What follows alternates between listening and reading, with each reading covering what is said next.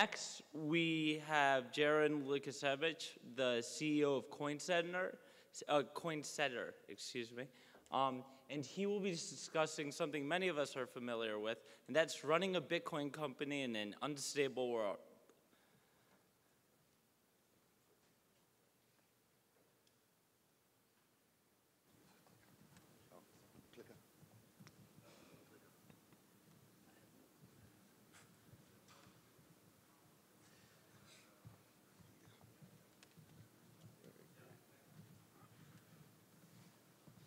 Hey there. First of all, this is definitely the coolest venue I've spoken at. I feel a little bit like a Bitcoin rock star up here. And I'm definitely going to be requesting chandeliers at future engagements. So I decided to change up my topic a little bit over the past week based on things that I've been thinking a lot about recently. First of all, I guess I'll start off with a short, shameless plug on CoinSetter. We are a US-based, New York City-based Bitcoin exchange. We've built a low-latency, scalable exchange that has institutional APIs that support market makers, and I think anyone who touches our APIs will be pretty impressed with the overall quality of them. And hey, this is, it seems to have gone silent.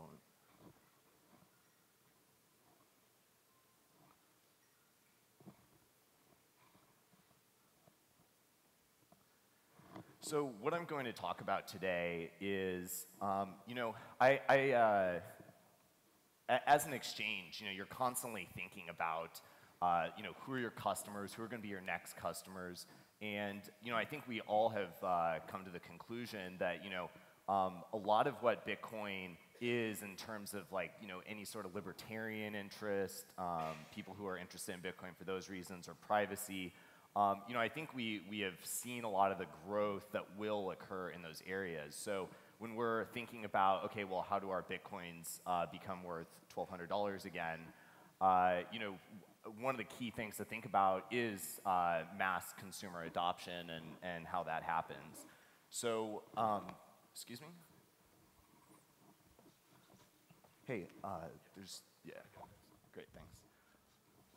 So one of the things that I've been comparing Bitcoin to is on a case-by-case basis in each segment that people talk about. How does it compete? So I think the three segments that I talk a lot about are remittances. So that's comparing Bitcoin versus Western Union, MoneyGram.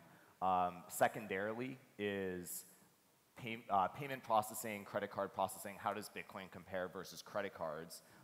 Is it competitive versus credit cards? And third is bank transfers. So can Bitcoin be used as a network that competes with the SwiftWire network, the ACH network? And I think first I'll start with credit card processing, because this is the one where when you think about all of the payment processors coming out, creating online terminals or online windows that allow you to accept Bitcoin out of, I mean, you are directly competing with credit cards. Consumers are basically making the choice at that moment.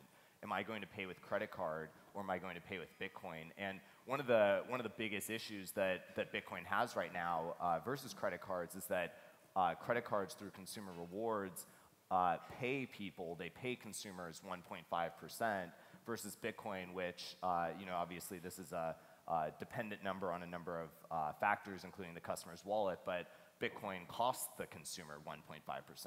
So when the consumer looks, especially the mass consumer who generally doesn't even understand privacy, when they're going to look at, okay, do I want to utilize the Bitcoin network to complete this transaction, or am I going to use my credit card?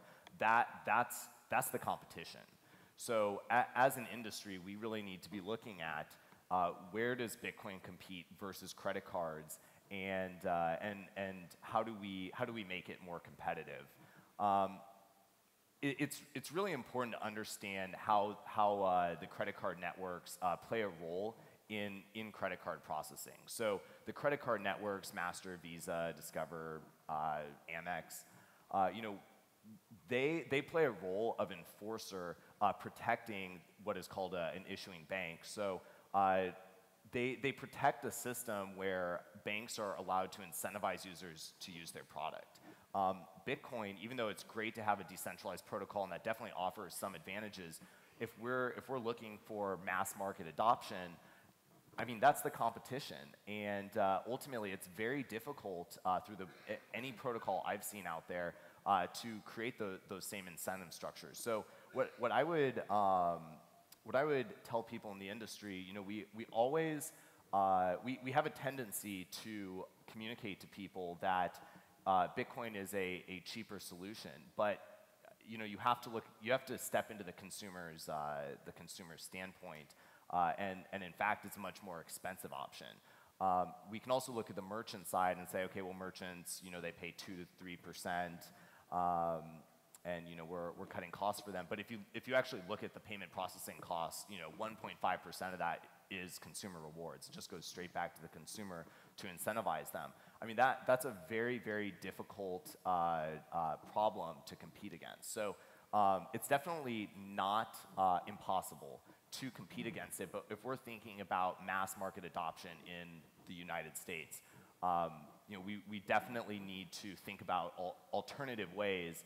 I wrote an article recently on my blog about this, on potential ideas that this could be solved, whether it's companies creating agreements with each other and sending encrypted messages when they make a transaction, or you know, an industry-wide standard where people accept a 2% discount. You know, that would at least pave the way for Bitcoin to be used in more payment processing versus credit cards. You know, if we're looking at cross-border payment processing, stuff like that, you know, a user is buying a US product from somewhere in Africa, Bitcoin probably still does have that value proposition, but you know, we're still far away from that, and I'm not certain how big that market actually is. So the important takeaway there is really understanding that while lowering costs overall is valuable and important, it's really important, it's even more important to understand cost structure of a market, cost structure of an industry, and the cost structure of Bitcoin is, in its current state, not competitive versus credit cards. So, you know, that's a problem that we need to solve in the industry. You know, I'm confident that we'll do it, but it hasn't been done yet, so we still have to do that. Now, that's the bad news, but the good news is that there are openings where Bitcoin is competitive, both on a cost basis and a cost structure basis. It fits the market cost structure. And the number one area that is in is remittances. We in the industry talk about remittances all the time, but that luckily is actually a huge opportunity for the industry and for all of our companies. So when you look at the remittance industry, the reason why Bitcoin fits really well into it is that the payer is the person you're cutting costs for. So unlike with credit cards where that wasn't the case, with remittances, you're cutting costs for the people who pay the transaction costs. So you know, Bitcoin ATMs, you know, pretty much every Bitcoin ATM that exists has come up over the last 12 months, pretty much. And that's a very exciting growth market. You know, I expect there to be a few thousand Bitcoin ATMs out there by the end of the year. We've really started to create the on-ramp into that remittance use case. But you know, we still have work to do on the receiver side, and that'll take time. But it is very exciting, you know, when you're thinking about, okay, are consumers adopting Bitcoin? Why isn't it happening? The credit card thing is a true issue that I don't think is understood by many people in the space yet. But the remittance side, it's very easy to see that we just need more time. So we need more time, we need more capital going into it, but everything else logically makes sense. The biggest challenge in the remittance market is now that we're taking away the network effect. So one of the things that companies in the Bitcoin space more or less can't rely on as a long-term competitive advantage is the network effect. Western Union relies on a network effect. MoneyGram. As you create companies that displace these, remittance companies are really going to have to focus on remittance corridors and probably just one side of the remittance corridor. So it's important that companies understand that even though you have this dream where a company, you'll be the on-ramp and the off-ramp, it could happen, but it might be a very difficult item to accomplish. So I would say keep expectations on that really realistic. But if you can create a successful educational marketing campaign to people who, I mean, these are underbanked people who barely speak English, and giving them a Bitcoin is not going to be something that they understand. I think getting through that educational process, getting Bitcoin really behind the scenes, companies that can do that through a Bitcoin ATM are going to be very successful at disrupting Western Union and MoneyGram. So that's the good news is we have a $500 billion market in front of us, and we can disrupt it. Next is bank transfers. So in the banking industry is a very complicated industry. And I think a lot of us in the Bitcoin space are really learning a lot about that. We've learned a lot about that, and we have a good understanding. I think early on, we saw high costs, we saw all these issues. I mean, I won't go all libertarian on you right now, but we saw all of these issues in the banking industry, and we became passionate about Bitcoin. Now becomes the question, does Bitcoin become utilized as a back-end payment rail in the banking system? Again, throwing a lot of USD volume, fiat volume over the Bitcoin network, increasing the price of the Bitcoin. It's to be determined, because when you look at who pays the costs, Bitcoin is so complicated in its price structure, and no two banks charge the same. So if you're using, for instance, a domestic wire transfer, that's going to cost you a flat rate of, let's call it $15. That varies. If you're doing an ACH transfer domestically, that's going to cost you 15 cents. So I mean, that's a pretty cheap transfer for most people and most use cases, not all. If you're looking at international Swift wire transfer, those are more comparable to how Bitcoin is being priced right now. So they're based on a variable rate. So let's call it 10, 20 basis points is what you would pay with, depending on your bank, high or not so high limits. That's a segment. So when you're thinking about a lot of offshore banking, Bitcoin is truly competitive versus those options.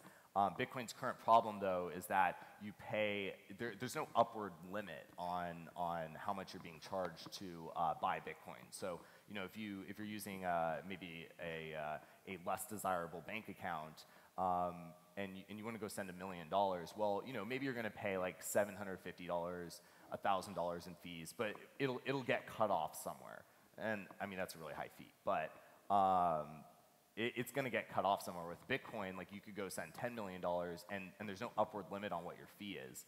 So when you start looking at, okay, how does Bitcoin compete versus other options available to consumers and businesses, there's sort of a Goldilocks area where it is competitive, but it's important for the industry to really think about the impact of, one, not just the exchange rate and the fees associated with that, but also the spread between the bid and the ask. And that is probably another story to go into another time. But when you're thinking about the overall cost of sending $1 million over the Bitcoin network, there's a spread involved.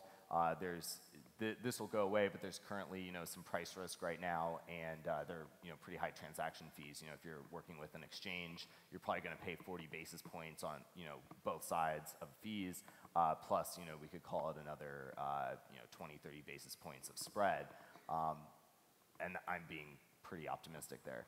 So Bitcoin still has a lot of challenges in competing with the international banking system, and domestically, it's basically not competitive because the fees are so high. There are other protocols out there, Ripple, Tether, in the news this week, and Stellar. You know, those are some of the commonly cited protocols that maybe fit the banking model better. So, you know, I think it's worthwhile to think about, you know, which protocol is best for which use case, and we need to be applying, you know, thought to who is the end consumer, who pays the cost, what are the costs, what are just the status quo costs, even if they're high. Is Bitcoin actually cheaper? You know, it's really not acceptable to say Bitcoin is a cheap way of sending money across the world if, you know, exchanges and wallets are charging fees that are higher than alternative options out there. So those are important things to think about that I hope become resolved. You know, as those costs come down, as volume grows over these networks, it'll you know, it'll cause spreads to come down. It'll cause all these costs to come down, and increasingly make digital currencies and decentralized protocols increasingly competitive versus the status quo systems. So that's exciting. And last, I would just say that, you know, all of these decentralized protocols are very interesting. They change the payment space in a way that most people in the payments industry don't really see coming yet, which is the importance of market makers in payment networks. You know, right now, most payment networks are primarily fee-based. So, you know, a company or a consortium goes out, creates a payment network, and, you know, I mean, we see them all the time, the credit card networks, you know, various wire networks, ACH. And they're all fee-based networks. They're, you know, centrally controlled, and that has pros and cons. And they never required a market maker.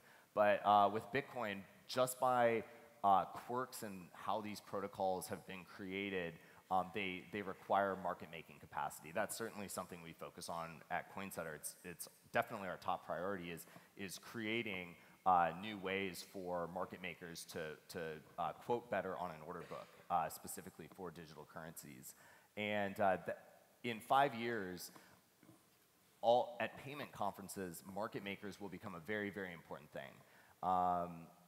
Whether you're using Ripple, whether you're using Bitcoin, they all have different market-making opportunities, but they're there. And as these networks continue to grow, first through remittances, and then as we solve these other problems on banking and credit cards, and we find ways to also become competitive in those industries, these market-making opportunities are growing. So you know, it's a very exciting thing, you know, especially if you are a trader.